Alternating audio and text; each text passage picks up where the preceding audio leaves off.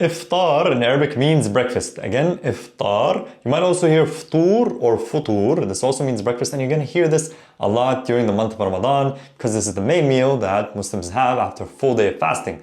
Al-iftar, wajbat al-iftar or wajbit al-iftar.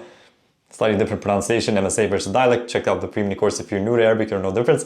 Wajbit al-iftar, the meal of. Now the word wajbe means meal.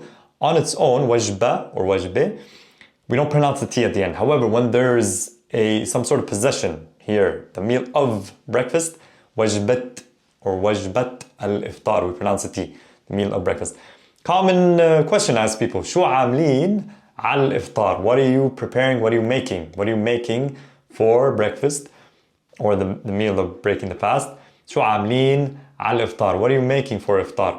خبروني, let me know, into شو عاملين على الإفطار. And if you're not, you're not partaking or practicing Ramadan, have you ever been to an iftar and what did you have? Let me know in the comments. بشوفكم الفيديو الجاي. See you in the next video. If you like this video, make sure to check out the free mini course in the bio or description. See you there.